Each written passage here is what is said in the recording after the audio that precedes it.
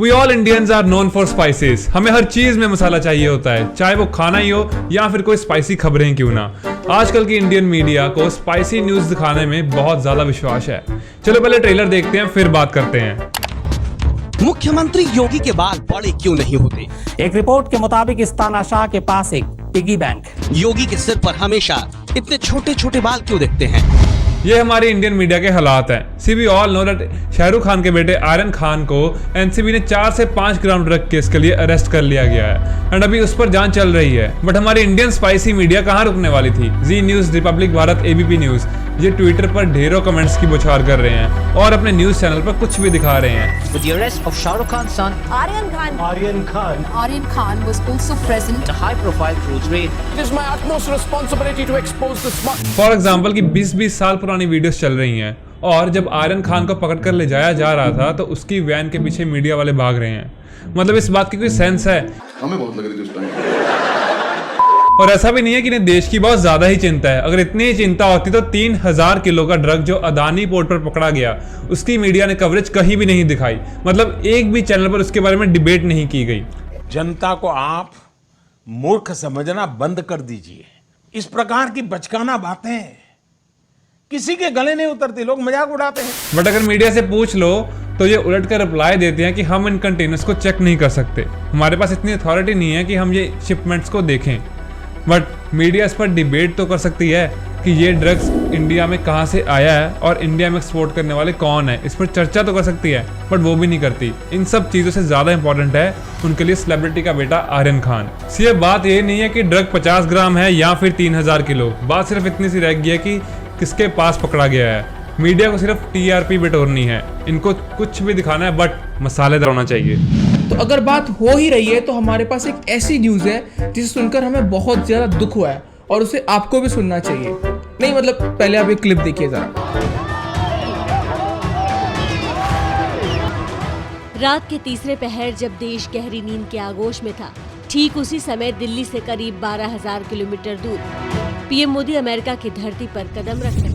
Modi ji respected prime minister of India जो कि हाल ही अभी अमेरिका की ट्रिप से होकर आ रहे हैं और उन्हें मीडिया ने बहुत ज़्यादा सम्मान दिया और देना भी चाहिए क्योंकि वो एक ऐसे लीडर हैं जिन्हें पूरी दुनिया में सबसे ज़्यादा गालियां खाता हूं।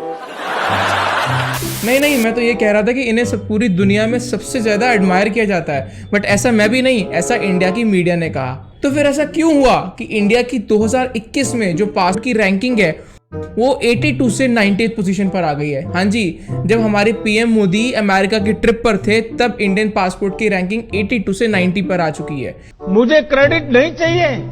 और 2014 में इंडिया के पासपोर्ट की रैंकिंग 76 पोजीशन पर थी, बट अब तक 7 सालों के अंदर इंडिया के पासपोर्ट की जो रैंक है वो 98 पोजीशन पर चली गई है।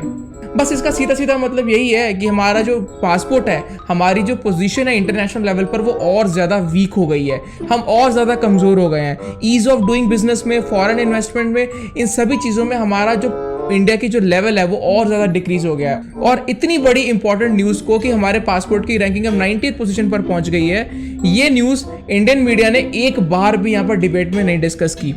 इस सज्जन को क्या तकलीफ है भाई? और इतनी ज़्यादा इंपॉर्टेंट न्यूज़ को छोड़कर इन्होंने फालतू के प्रोपेगेंडे दिखाए।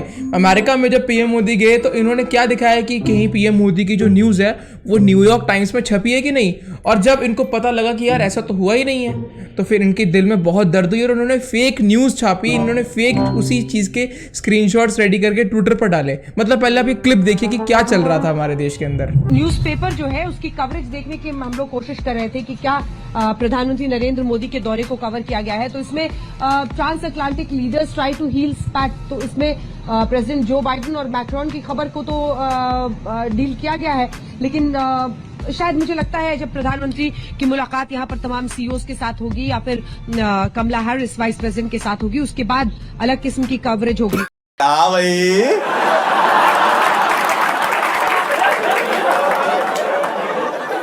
कैसी लगी आगे स्वाद?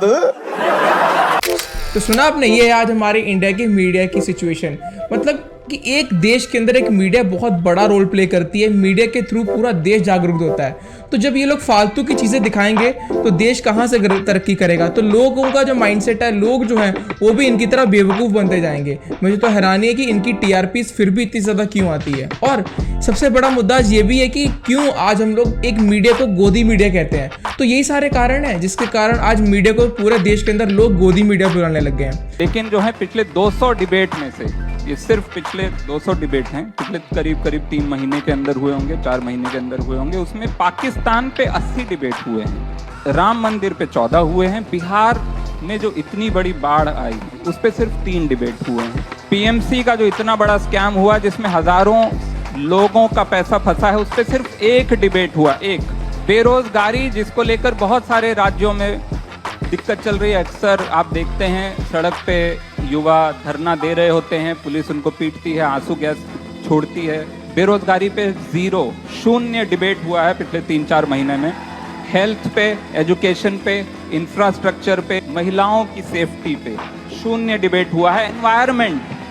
एनवायरमेंट को लेकर कोई डिबेट नहीं हुआ है। आपको टीआरपी चाहिए। तो बस यार आज की वीडियो के लिए बस इतना ही। अब आप नीचे हमें कमेंट सेक्शन पर जरूर बताना कि क्या आपको लगता है कि यही कुछ कारण है जिसके कारण आज इंडियन मीडिया को हम गोदी मीडिया कहते हैं। तो इसे हमें कमेंट्स पर जरूर बताना। और अगर आपको आज की वीडियो अच्छी लगी हो तो इसे लाइक भी करना और शेयर भी करना और चैनल को सब्सक्राइब भी करना। और हम आपसे नेक्स्ट वीक फिर से मुलाकात करेंगे। तब तक के लिए keep yourself safe and good bye.